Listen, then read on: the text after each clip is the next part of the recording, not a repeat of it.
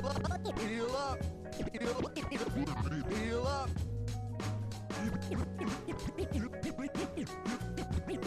Healing boost.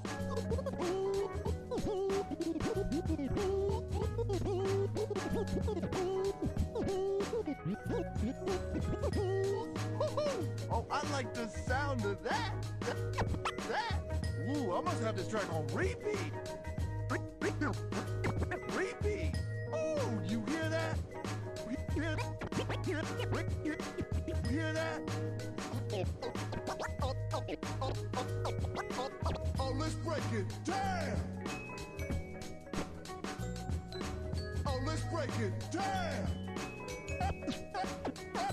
Damn.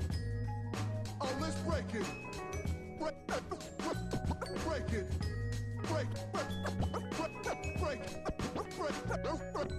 Break it. Damn.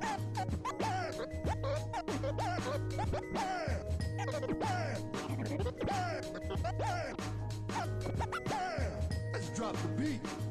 Beat.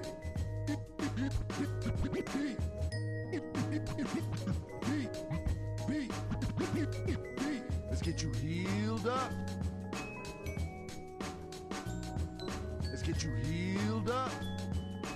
Healed up. Yeah. Healed. Healed up. Yeah, let's move it, people. Yeah, let's move it, people. Yeah, let's pick it up. Lucio coming at you. Coming at you. Yeah, time to heal up. Oh, turn it up. Up. Turn it up. Turn it up. Turn it up in my headphones. My headphones. Turn it up in my headphones. Audio medic. Audio medic. Audio medic. Move to the beat.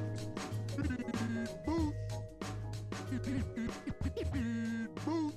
Oh, this is my jam. Time to accelerate.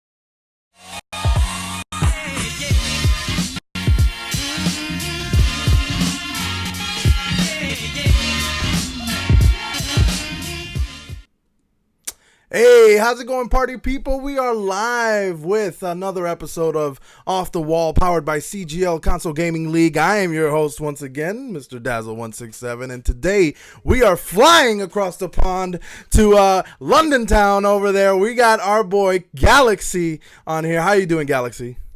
I'm doing pretty good today, just chilling as normal. Awesome. CGL stuff. Nice. That's good to hear, man. That's good to hear. So let's give a little bit of an introduction to you. I tweeted out a few things about you, some brief descriptions, but describe us a little bit about what you do for the CGL and who you are, just briefly, and talk about your rank and your peak and stuff like that. So pretty much in CGL right now, I'm like running all the EU stuff for Overwatch. So that's like the Xbox One, that's PS4, just anything EU really. On top of that, I'm also doing Call of Duty. So the Black Ops 4, right? I'm actually panicking right now. I know you're fine. Don't worry, I got you. But yeah, and like the Black Ops 4 stuff. So we actually got a tournament coming up next week on the 17th. Starts Sunday, and that's going to be like a 3v3 search and destroy tournament. Really looking forward to that one. Nice. I know I tweeted it out, and I didn't actually expect such a big response to it, but there was a lot of people who commented on the post, and they were like, pretty excited about that. So you might be getting a lot of people who are going to join for that, and that's going to be really interesting. I remember when the Overwatch League had their All-Star game, and they had their Widow 1v1 lobbies. Those were really fun to watch as well. So hopefully this will be on the same type of entertainment as that. Yeah. We'll definitely see some of that, but let us know. All right, so flex on us real quick, because sometimes we think of over here in NA, we sometimes think of EU as maybe like the weaker region and stuff like that, but let people know what is your rank, what's your SR, what did you peak at, where are you at in Overwatch? So right now I'm actually at my peak, so I'm 4-1-4-7. PS4. I haven't actually I got my Xbox, but I haven't been playing on it yet. Really, I'm at level 13, but I usually I sat around 3.9, 3.8, and then I've actually been quite on the grind this season, and now I'm 4-1. I'm probably not meant to be there, but I'm there. Listen, you are preaching to the choir. I am currently 41-25, and I probably shouldn't be there either. But I got some help from some friends, and they got me there. So hey, I'm not gonna say no to that, right? So I feel you on that one. So let's talk about, let's go way back into the time machine and talk about some of your gaming origins. Let's talk about what games did you start playing with, and what eventually led you to Overwatch? See, I just when I was younger, I played Lego, Star Wars. That was one of my favorite games ever. Lego games are awesome. Yeah, I was actually talking about it today. So Tony Hawk's American Wasteland. I don't know if you played that, yes. But it just randomly came into my head, and I've had a 20-minute fanboy session about it. Figured it was on Xbox compatible. Yeah. Backwards compatibility. So I'm gonna check that out at some point soon. Apart from that, it's just been Call of Duty up until I got Overwatch 2 years ago. My friends forced me into it, actually, and now I'm the best one out of all of them. Hey, that's always good to hear, right? It's I didn't even want to play this game. I'm better than you. No, that's actually good to hear, and that's a lot of people who started off in different games have always told me the same thing. It's I didn't even want to try it. My friends just kind of forced me to it, and but yeah, I didn't enjoy it till about level 50. There was this YouTuber at the time I used to watch called Pyrocynical, because I was what, 14, 15, and he used to play Roadhog, so I'd only play Roadhog in quick play and com. And then one day he made this video called trying my least played hero, and it was Zen, and then I became a Zen main, and I just dropped to silver. Nice. My first season, I was silver. Oh. Nice. Hey, listen, that was me when I first started playing the game. I think I was I don't even remember, once 1,770 or something. It was something around that, mid silver, and then, but I mean that same season I finished in 2,300, and I never saw silver after that. But Yeah, Yeah, I feel you. similar kind of thing happened. So season 3, I think I had like 5 hours, and I Hmm. was silver. And then season 4 is when I got really into the game. I dropped like 100 hours and was like 3,400. So I doubled my rank in like one season. And then I just kind of slowly climbed. Ah, nice, nice. I mean, that's how it is, right? I mean, you start low. I mean, I know plenty of people. I even some of the best players that I've interviewed and talked to, at the very least they place, high plat or maybe low diamond. Everybody starts somewhere regardless. So, I feel you on that. So let me ask you this. So you talked about some of the characters that you played, but let me ask you, who is your favorite character in the game, and what's your favorite role? Whew, I'm a filthy Genji main. I gotta say it. Yeah. Okay. Pick Genji. If not, I'll pick with like my most played heroes is Genji, Widowmaker, Tracer. So it's like Okay. all dive, but like in season 14, so it doesn't go well. My, Widow's my most played, and it's sitting at like a 40% win rate.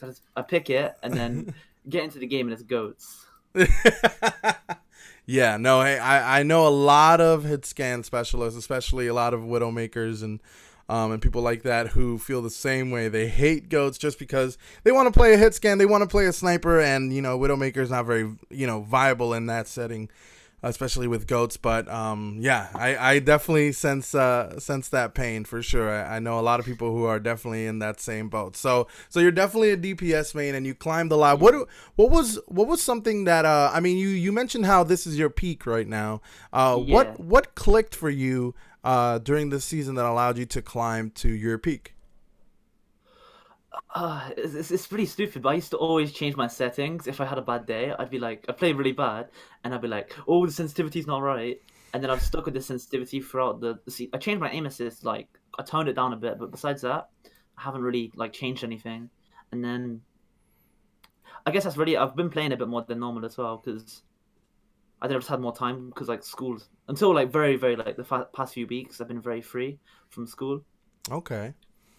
Well, that makes a lot of sense. I mean, kind of felt the same way. I've been climbing with Lucio, and I think a big part of that climb was actually just being able to like talk and be mentored by other Lucios. And Chrissy Chan, who was on my show earlier this week, he gave me some of his settings, and he's an amazing Lucio, and his settings dramatically changed my gameplay. I mean, we're talking about every stat got a lot, higher just based on those settings. So I could definitely see that. Lucio is probably my favorite support right now. Actually, I Yeah, was playing him. I was playing him yesterday, he's and fun. yeah, he's probably like my favorite support, as I said. And I was playing him yesterday on Horizon, and I got a message because I was like going super aggro Lucio, and I got a message like, "Oh, appeal for your mercy, you bot," or something like that. Yeah, yeah. Well, and you know what? That's another thing too. Like Lucio is a fun character to play, and I think that right now he has so many responsibilities because he is part of the meta, especially with goats and everything like that. Lucio has so many different hats that he does. He's got to engage with the team. He kind of has to be sort of a shot caller as well. He's got to peel for the other support. He's got to speed boot the tank so that they can get they can frag out. He's got so many different hats that he has to do. So it definitely gets very intricate the way you have to play him nowadays. So if you mess up on one thing, if you go heal the other support, your tanks are going to be like, where's my speed boost? Or if you do the opposite, yeah, I can totally see that. That definitely happens a lot. Well, let me ask you this though. I mentioned before how EU has always had this sort of stigma because it's not necessarily that I think players in the region are worse, but the player base is smaller, right? So there is an idea of like, sometimes people in NA will make the joke of, what's top 500? Is it like Oh, 3,200? Like, it's, something. But like, tell me, what is your experience so far in EU, especially obviously in PS4 because that's where you're at right now. What's the difference, and what are some of the myths that you see people talk about? Because I'm sure you have queued with some NA people at some point, and so tell me, what do you think is some of the things that they get wrong? it's the Farah thing is the main thing because like well, no, you do see it in every single game, but people say EUs can only play Pharah. I don't know if you know about Fankta, but he hit 5,000 SR playing Pharah in a 4 stack. So Hmm. basically, it's like this like thing about Pharah, like anywhere you go in, even EU, it's just Pharah, Pharah, Pharah. Well, But let me ask you this. So hold on real quick because this is actually very interesting. I have heard this before, and I have a friend. Shout outs to Daniel Orford, right? Daniel Orford 97, EU player from England, and he's a very good friend of mine, and he plays. When I first met him, he played a nasty Farah, nasty. Now he is a flex player; he can play everything. But when I first met him, he played a nasty Farah. So that myth was always entrenched in my mind. Like, okay, well, I guess they are because the one EU player I started playing with did that. So you're saying that's not necessarily true? it's it's true sometimes, but there Okay. is some games you can get into without a Pharah. They're the fun games. Oh, okay, gotcha. So it is common, but it's not like every time is always Farah. So there are some games without Farah and stuff like that. What do you think Yeah. what do you think about what makes Farah such a viable option, do you think, in the EU? I think it's viable anywhere, but it's just like, say for example, like Farah, even on the PS4 ladder, the PS4 EU ladder, it wasn't really viable until Frank, the guy standing by who hit 5,000 SR, Hmm. he made like a whole montage of getting to like the highest as Farah. That's where kind of Farah Mercy like really popularized, and since then it's just like a lot of the Saudi Arabian players, specifically are, like the best ones. There's one guy who's actually playing in CGR the other day called Yazen, is what they call him. Hmm. YZSN. I don't know how I say it, but he got a Pharaoh ultimate in 20% on Rialto attack on Wow. stream, and it's clip like there's a clip of it, and in 20 seconds he managed to pull off a whole Pharaoh ult and then wipe the whole team. Wow. This was streamed in like the CGR. It was amazing. But Yeah, you don't no, see it that sounds sort of, very impressive. Yeah, that sounds very cool. but that stuff doesn't happen on like the any ladder. There's one thing actually. My friend Tani's, well, he's not. He's like I pretty much manage his team, Hmm. and I seen him online at 5 a.m. today. So I messaged him, stop queuing in NA. You know what's funny? Yeah, as you say that, like I mentioned before, my friend Daniel, I reference him. I'm probably gonna reference him a few times because he's really the only one of the only EU experiences I have. So he often likes to play with us. So he's on an NA sleep schedule basically. He plays a lot with us, but he climbs with us. He's up there in 4100, but sometimes like I think right now he's like 40, 50 something, so he's not quite in our top 500, but we used to tease him a lot and say like, oh, why, in EU you would have been like number 2 or something because he's so high, and but he hasn't played enough EU games to actually qualify for top 500 in EU. So right now he's just kind of, Oh, yeah, how what? yeah. Well, I think it is. I'm not exactly positive, but this is our experience so far. Is that the EU has not given him EU games. So because he queues with us in NA, so he hasn't gotten the top 500 for EU. He's not even on their leaderboard for some reason, even though he should be because he's well within the range.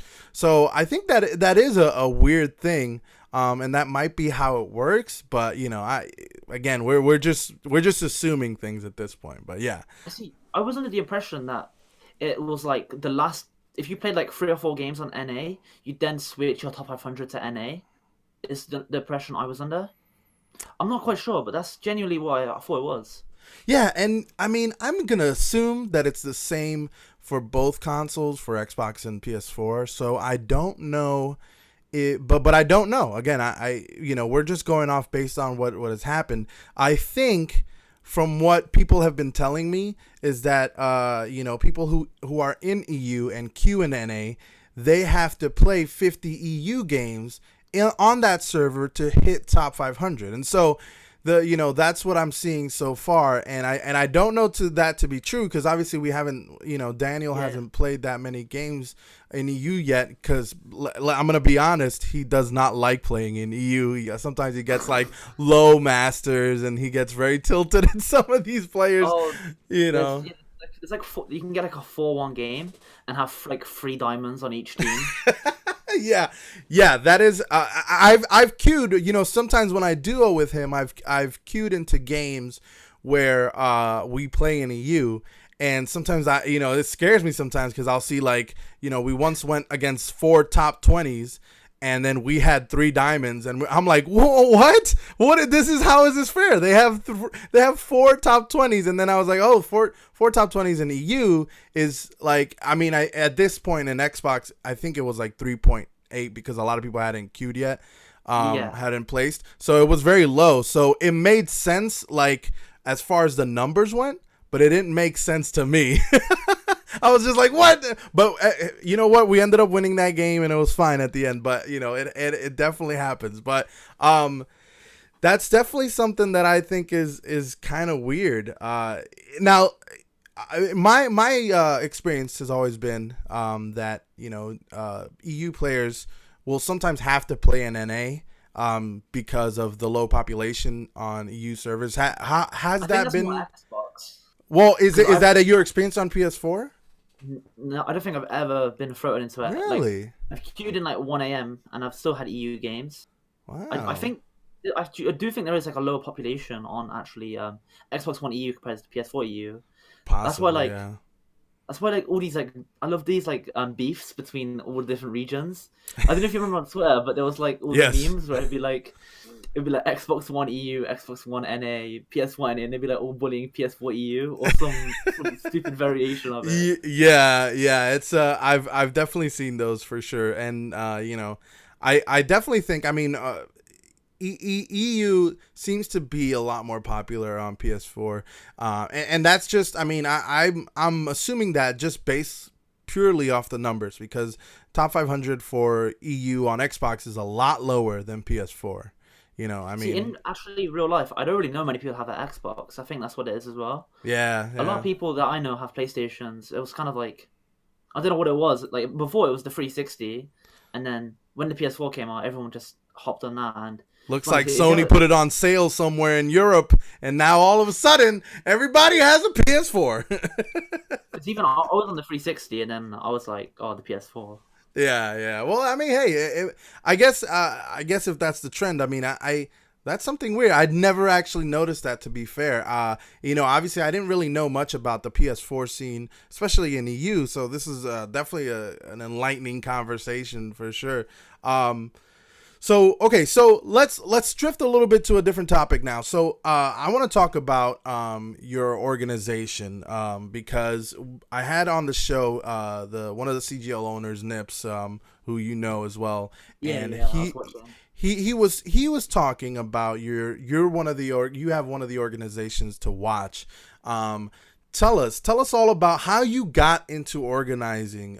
Like what led you to that? Because I gotta be honest, as someone who's hasn't necessarily gone into an org or handled the org, I've been the captain of a team, and that alone made me want to pull my hair out. So what is it about wanting to organize that got you into it?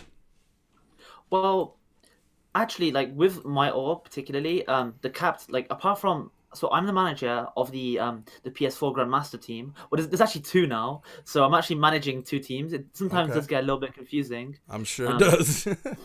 I got a message the other day, and it was like, "Oh, we have a game Friday." And then I was speaking to one of the captains, and I was like, "Oh yeah, we have a game versus so and so." And then next thing you know, he was like, "You're an idiot. That's next week." And then it's because the games had flipped I just flipped the games around in my head. But anyway, so I manage the highest PS4 teams. Okay. And then the PS4 Masters team is like the captains are really good. It's Flad and Kyle, and they've had a really good team for a really long amount of time. I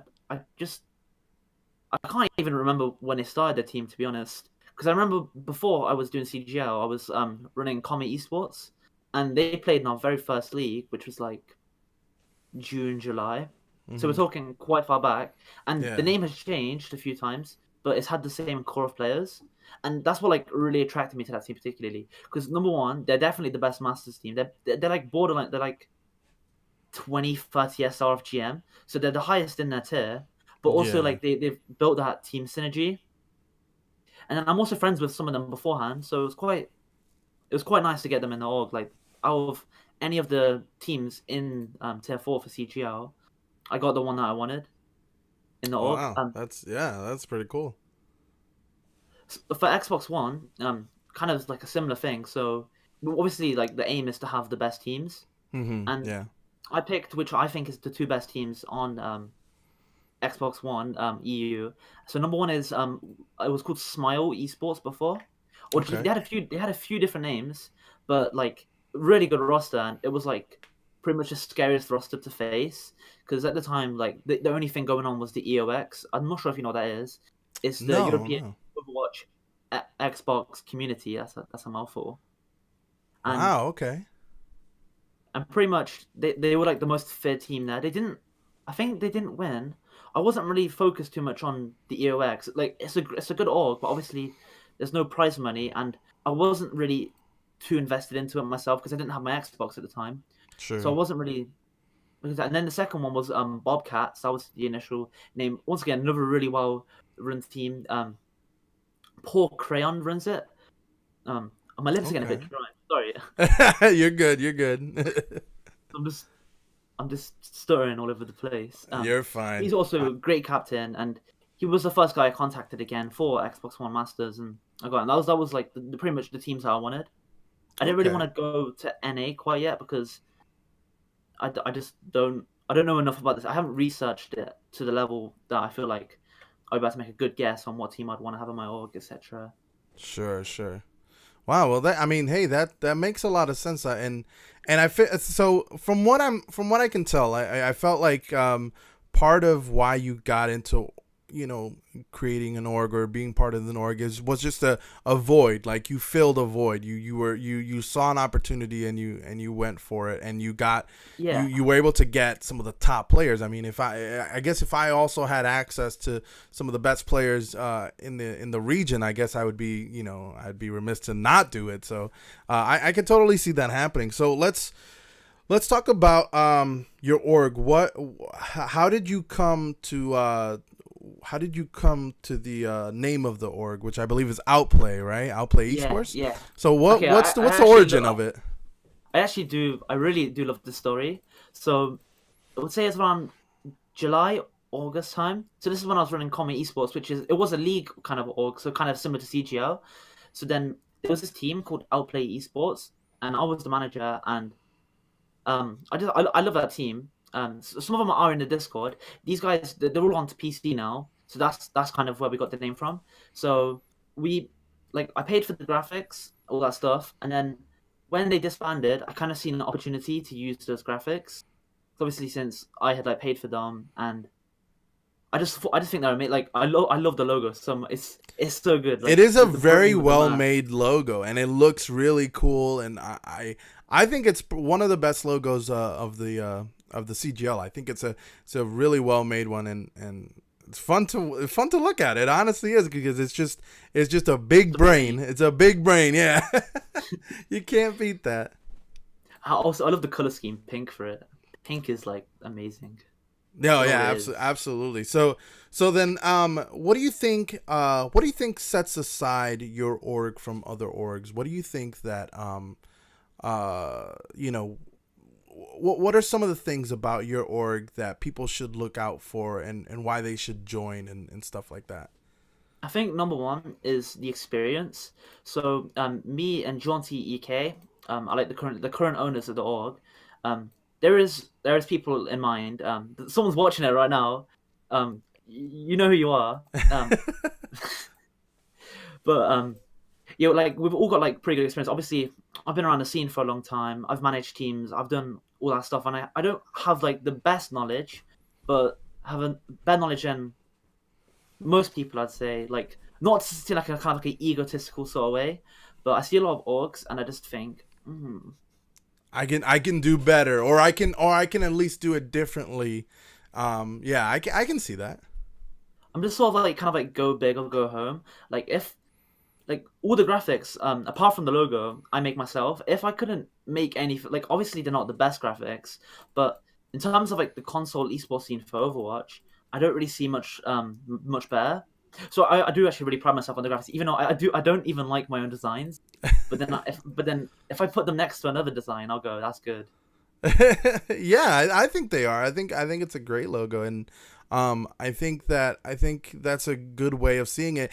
And also, and to kind of side with you too, I feel like the esports scene, especially for Overwatch on console, there's not. I mean, this is technically still in a very infantile stage. There's not a lot going on still, and so the fact that you have been doing it for a long time, despite that, can put you as a veteran, because it's not something that has been around for a long time, but you have been doing it for a bit, so you could be noticed as a veteran. I wouldn't want to think that. I mean, I'm just going by timeline. I feel like it seems like you've been doing it for a while, and you're knowledgeable, and Yeah, I mean, I have like had other little past project. Like one of my friends a long time ago. We're no longer friends because like just like sure, we things just, we happen. just don't speak. Yeah, things happen. But he was like creating this org called Mist Supremacy, Mhm. and I was working with him quite a lot on it. Like probably one of the reasons why I stopped being his friend is because he just decided to disband it for no reason. Uh, So he just went, "I'm done with this." He didn't give anyone a chance to step up. He just said he deleted the Discord, like everything in one go. wow. And then I was just like, I put so much hours into helping him out, and it wasn't the first time I had been helping him a lot. Like a lot of stuff that he's ever done, like we kind of always worked on it together. Not Mhm. necessarily like obviously he would be like the main guy, but at this point I was like learning and stuff. Like okay, so he's 17 and he had been doing this stuff since 2010. He was like 10 years old when he was Yeah. making quick scope teams and getting the logos and editors stuff. So I was learning from him. I don't know, that's probably where like a lot of this kind of comes from, I guess. Just like that like feeling that I had when I was doing that with him, and then kind of just like transfers to like the feeling I get from myself when I do something right. But I think that's a good thing. I mean, I think that you've gone through certain situations that have helped you grow as a person and as a leader in an organization. I think that's going to give you a lot of value. And I think based on that, I feel like you have enough experience to kind of be a veteran in the situation. I feel like the CGL probably wouldn't have put a person in charge of a region if they didn't think they were as qualified as you are. So I feel like that should be commended alone in itself, right? I mean, Yeah, I don't really talk about that, but I guess I'm alright, and I'm good enough, I guess. yeah, that's right. You heard it here first. Galaxy, big brain, big brain. All right, so let's talk about a few other things. So we talked about what are some of the benefits for joining your org, and we talked about like what do you think is unique about your org and stuff like that. But let's talk about what do you look for a player? Like when you look at other players who wants to join your org, what do you say to them? Hey, listen, this is our culture. This is what we need to do. How do you express to them what you want out of them? So one thing I do find important. Oh, someone's in chat who knows about Mist. Oh, that's There cool. we go. Hey, what's up? Hey, Whistler's my favorite Lucio one track. Hey, nice. Another fellow Lucio main. That's good. But I forgot what I was talking about. Okay, so we're talking about like people who coming into your org. What do you expect from them? What kind of culture do you want to establish? So I don't like toxicity. Obviously everyone has toxic moments. I like there's actually Sure. one guy in chat called Mighty Jack, and I was on a really off day. And he was trialing for my team. Oh my microphone. I'll tell the story because I want to be honest about it. No, go ahead. He'll put it down anyway. But basically we're in a scrim, and because the team was like around like plat level, Mhm. sort of plat like diamond. Like I was the highest in the team by like nearly 1,000 SR, but like it's kind of like a friendship team. But we needed more players, so we recruited Mighty Jack as a trial, and we were playing Icon World. And at the time, he was a gold player, so he's much better now. But he didn't like understand that like Widowmakers could actually headshot you if they're a bit higher than gold. So he would just stand out in the middle of the open and then be like, and he was like, it wasn't his fault. And then half my team just went mental at him. It was just so dumb. Like some people held it in, and then as soon as the guy left, everyone was just so mad. It was That's funny. that is actually quite funny because I've had that experience climbing, where we're back in different elos or silver or gold or even a little bit of platinum. There was times where I used to just play Reddit Lucio. I was on speed boost most of the time, and most of the Widowmakers and snipers in that elo, they couldn't hit water if they fell off a boat. So, I was just wall riding around them. So I totally get you, bro. I was the same way. And then once I hit, a higher elo, I was like, oh, these guys can actually hit me. I need to give them a little bit of respect. So I was a tank main in like season 9, Mhm. and I really enjoyed playing tank. Like I was like one of those XQC fans, and I really enjoyed playing tank, and I hit 4K on it.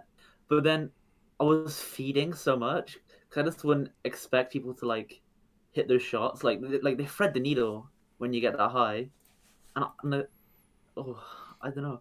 It's just like you don't expect it sometimes how good people are. Sure, Like absolutely.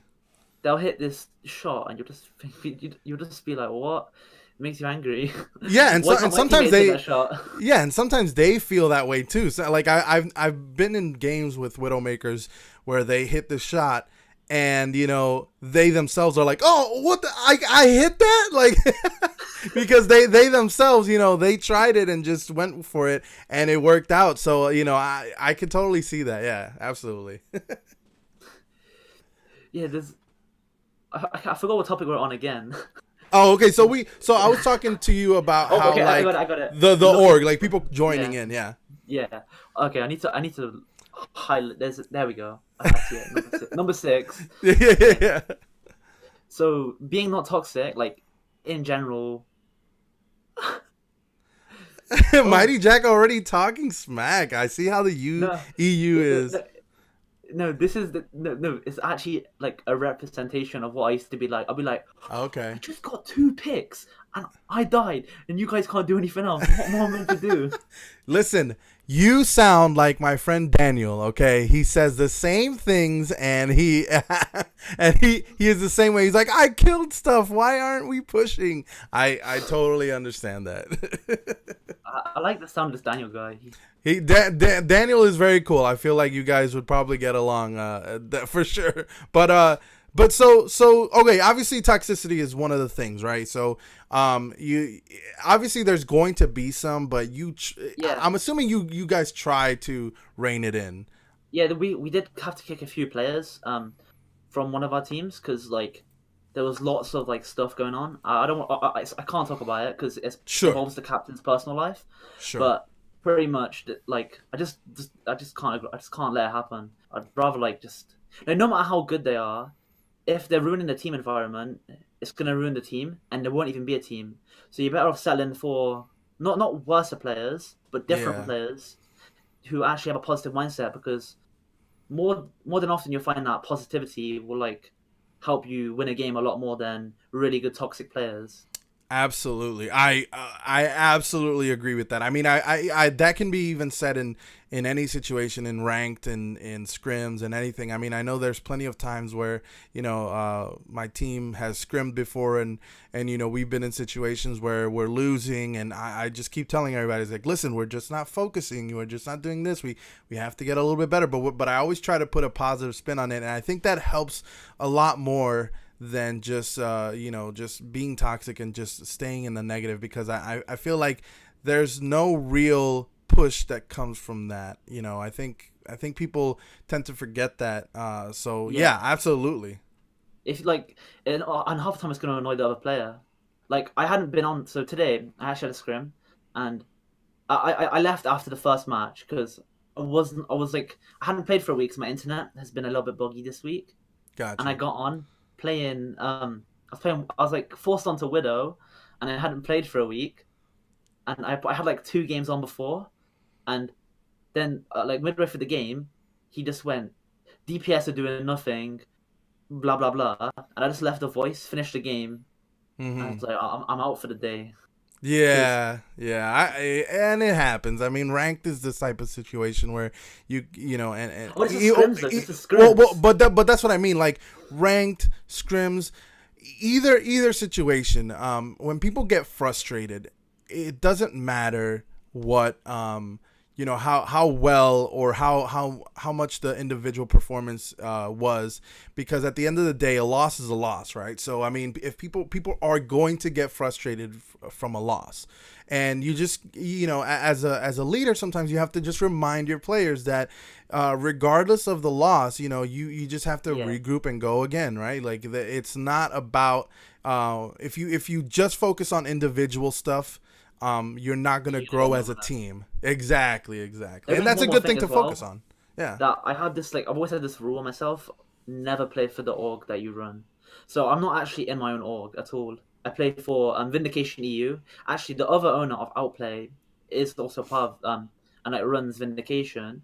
But I don't think, unless if they really needed me, I would never play for my own org, because if something did happen, it could like destroy everything. You know, that's a really interesting take. I feel like that's really interesting. I've never had that you know, but now that I think about it, it makes a lot of sense, because I think when you manage an org, you know, you're allowed to stay neutral. You know, you sometimes, as a leader in your own team, you know, well, you know, he's a friend and you know, he's struggling right now, but I think, you know, blah blah. And sometimes you have those rose-colored lens on, and you just assume that people can be different. But sometimes it's just, you know, friendships or whatever, and that is a very good, that's a very good way to see it. I can totally see that you know, working, and that's a really good point of view.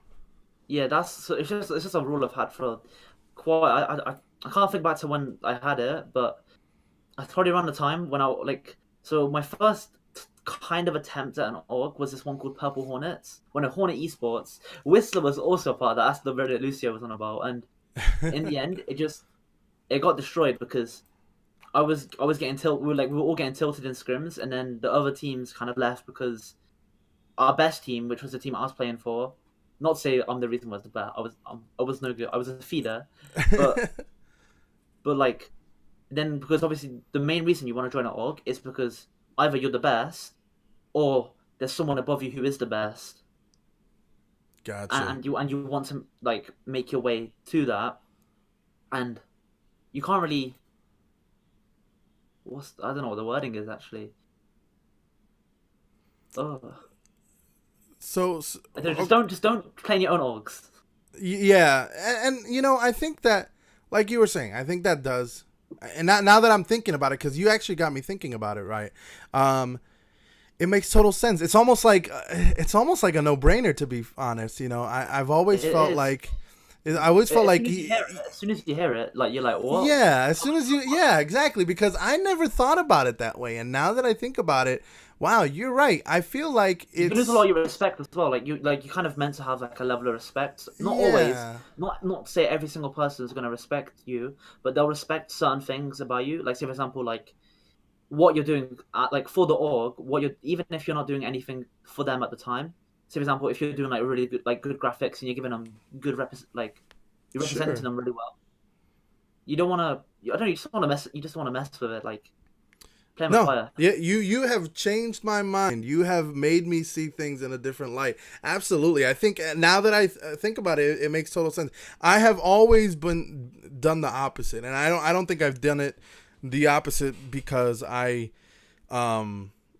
because I wanted to. I think that, like, you know, my experience has always been, you know, nobody on my team wanted to manage, basically. Nobody wanted to like really be hands-on or anything. And I was always good at managing. So I always took care of everything. I helped. I did the graphics. I filled out the forms. You know, I got people to go to scrims and stuff like that. So I did all of that stuff. But I think I was definitely, for my organization, for at least for what I was trying to do at one point, I was definitely the weakest link as far as a player. As you know, everybody at one point was a lot higher than me. I felt that there was a big skill gap, and you know, it makes sense because now that I think about it, I feel like, you know, sometimes you don't want to bench somebody because they're your friend, you know. And also, I do have a similar opinion about benching as well. Yeah. So captains, they won't bench themselves when they should. Yes. There is that. I've seen that problem so many times. I've joined teams and I've left in a few weeks because I've realized the captain isn't as good as the rest of the players, but the captain's going to play every game, and once again not a good environment. I remember the first team I ever joined was called Phoenix, and basically the guy's like a really nice guy, but he was probably the worst player in the team. On the support role, that is. Like, not to say he wasn't good. He was good support. Just the others were higher than him and just a bit better. But he was playing every single map, and I was like, come on, man. And then at the time, I was quite a shit talker, and then I would shit talk like, oh yeah, you always put yourself on when you're the worst player, blah blah blah. And eventually, he stopped playing for his team. So I guess.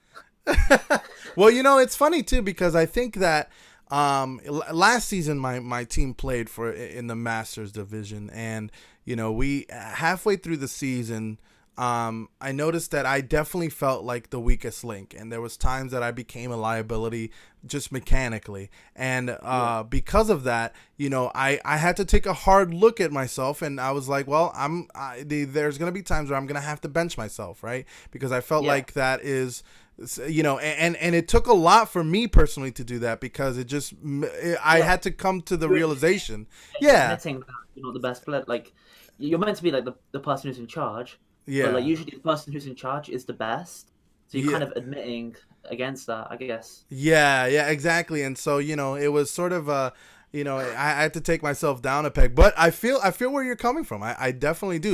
And I think that I was a better player for it, because I benched myself. I personally got better. With the help of my teammates and stuff like that in ranked and competition and stuff like that and in scrims.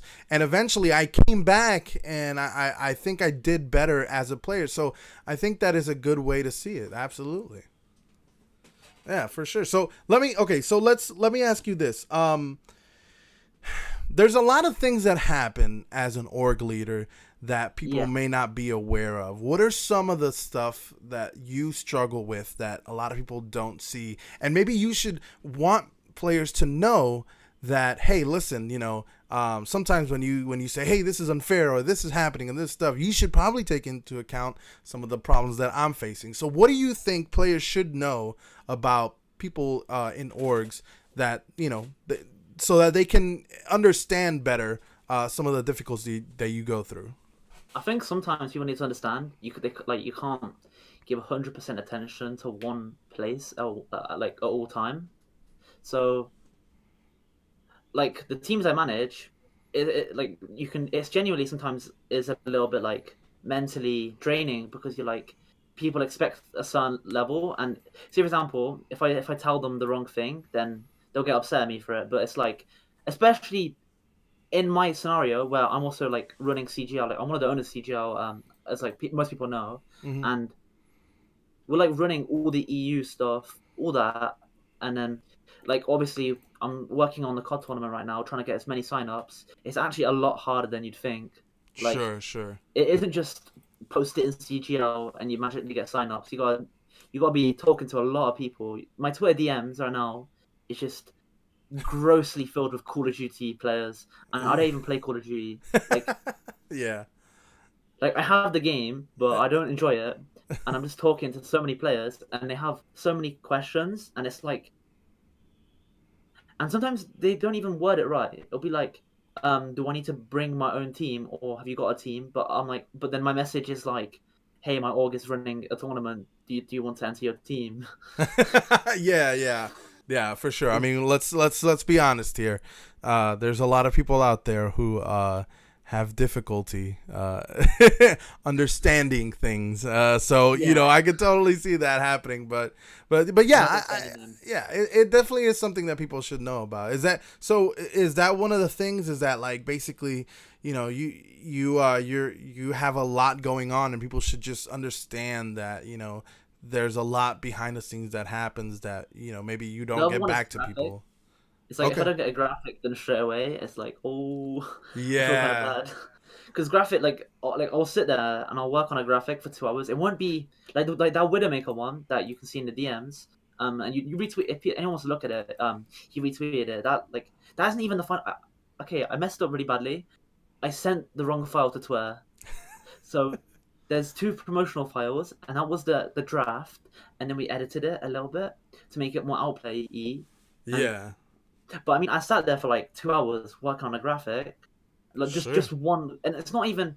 It doesn't look like 2 hours of work, but I mean, I was But like it trying to get is. everything put. Yeah, it is like, and then people expect like to output so many graphics, and it's just like how much. Like then I Yeah. have to do CGI on top of it. I'm also doing full time in school. Absolutely. I totally get you there. Yeah. There is actually like I can handle it, but just give me time. Yeah, exactly. I think that's definitely a good takeaway is that people need to realize that there's a lot more involved in there. You're not just like, hey, I'm just Yeah, doing a graphic. It takes me 5 minutes. I'm doing it on my phone. It's not that easy sometimes. Sometimes it does take a lot of time to do a lot of the stuff that happens behind the scene. Well, let me move on to the next question, and let me ask you this. So, obviously the scene itself is growing right within the console Overwatch yeah, tier, and massively. it's growing exactly. It's growing exponentially to the point where people are starting to like there's more members joining, there's more teams, there's more things going on. So What many, what do you especially what do you Brits. think? What are some of your thoughts on where do we take it from here? What do we do to make it even better? How what are your thoughts on growing the scene in general? I think more people should try do similar. Am I cutting out? No, sorry, don't mind. I feel like more people should try do things kind of like outplay, I guess, or like just like for example, the throne. Oh, sorry.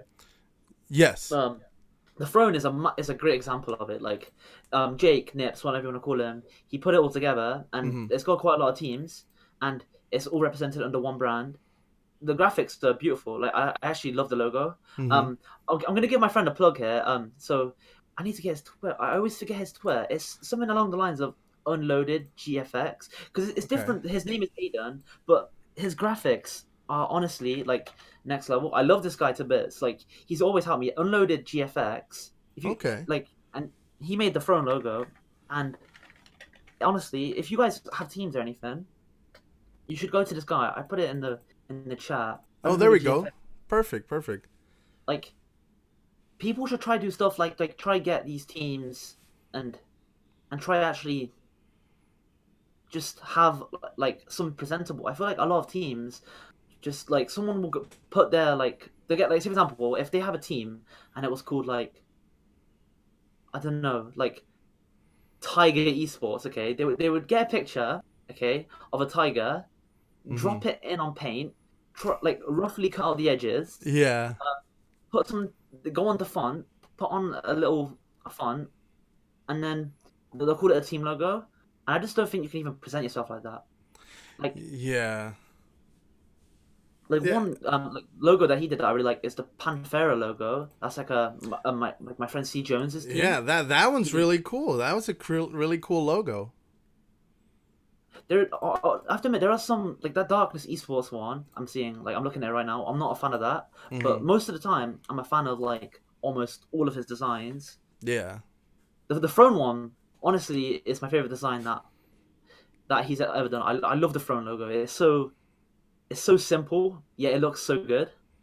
Absolutely, absolutely, and I think that there's a lot of it makes it to take it makes it a little bit more. It gives it a little more gravitas, right? Because these teams might have some of the best players, but sometimes their logos aren't, and it could go either way too. Because I remember, I remember the before OWL started, there was when they were still doing contenders, and Dallas Fuel at the time was what Envious, and Yeah, they were going against what was the team that was really good, but their logo was a corn dog.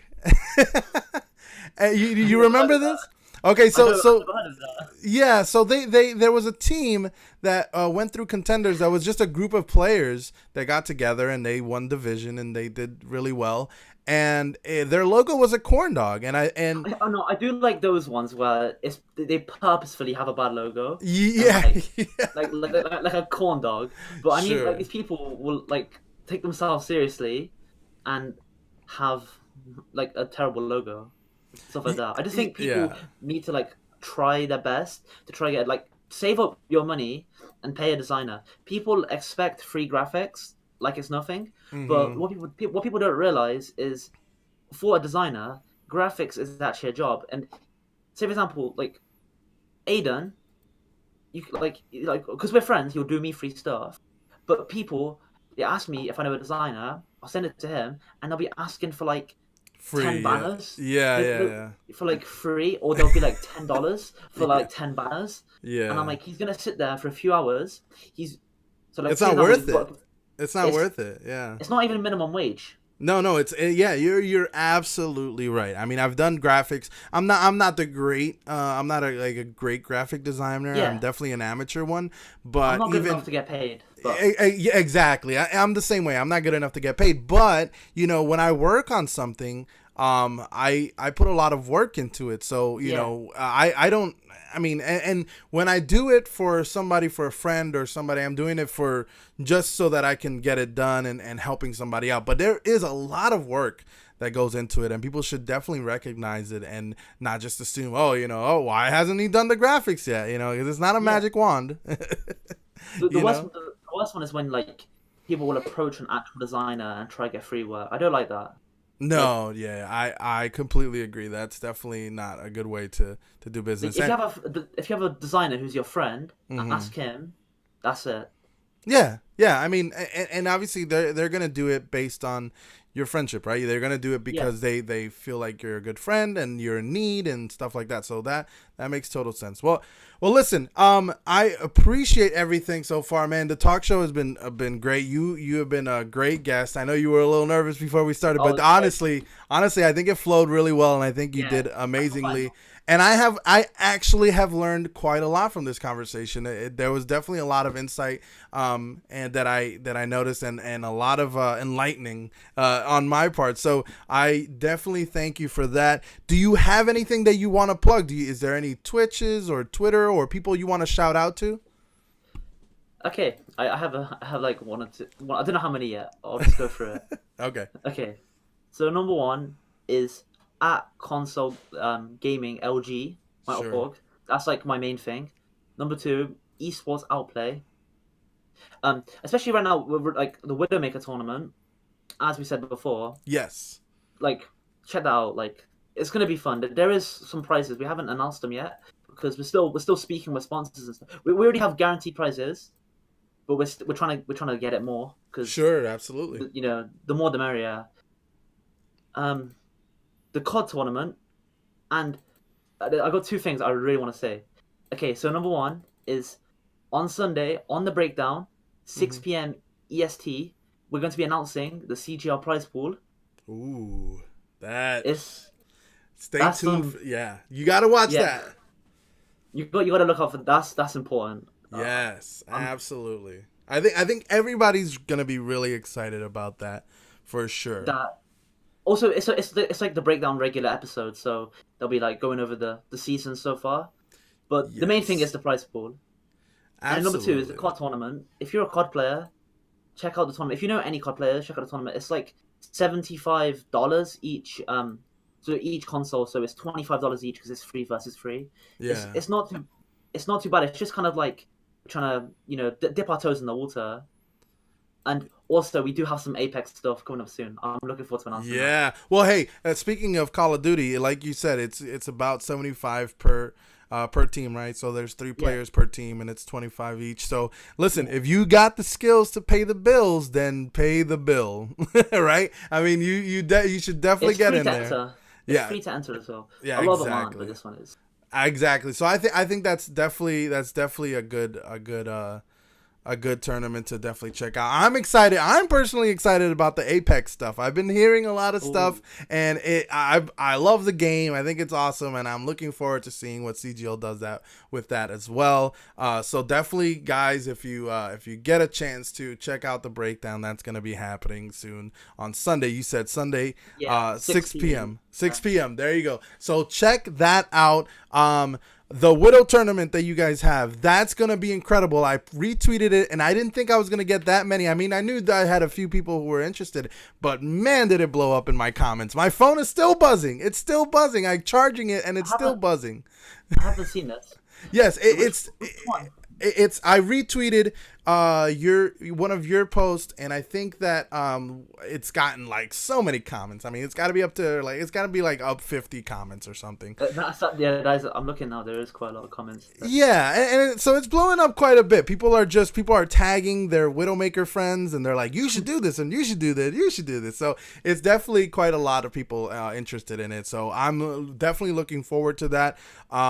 Whenever I see something interesting going through, I'll definitely retweet it. So check out Outplay Esports. You guys have a Twitter. Check that out, right? Outplay is the Esports Outplay. Check that Twitter out. I'll be retweeting stuff as well, so definitely check that out. And again, Galaxy, thank you so much for being on the show. I really appreciate it. I really appreciate being invited on. I was really worried at first, but now I'm actually having a good time. Up. Yeah, no, it is a great time. It's fun. I'd like to try to keep this as lighthearted and fun. It's like kind of being like in an Xbox party or a PS4 party. You're just hanging out and you're just talking to people. And sometimes I used to have these conversations with my friends, and I was like, why don't I just do this with people that I don't know? That way I learn stuff and we have fun. So I definitely I was watching it last week. I was like, oh, I really like this. Yeah, it's fun. It's definitely fun. So again, thank you so much for being on the show, and everybody out there in chat, thank you so much for coming out. I see everybody out there, Headrammer Nips, all of the some of the org leaders out there in the chat. Daniel Orford over there arguing with some other EU players. He's over there doing his thing. I see you. Thank you everybody for being in chat. Remember, this podcast is about the community. This podcast is about all of the console players for Overwatch and for a lot of other games too. Call of Duty, obviously, and some Apex stuff coming through. So definitely, if you want to say something on the podcast, hit me up. Let me know. Sometimes I don't know a lot of you PS4 or Call of Duty players. So if you have something interesting to say, come on the show. Let me know, and we'll talk about it. So because this is a podcast about you guys, so definitely keep that in mind. And that's it, guys. I'll see you next week. We'll talk about some more stuff. Galaxy, say your goodbyes. Thank you, everybody, so much. I've actually had a very nice time. Thank you. Awesome. Well, I will see you all later. That is it for this episode.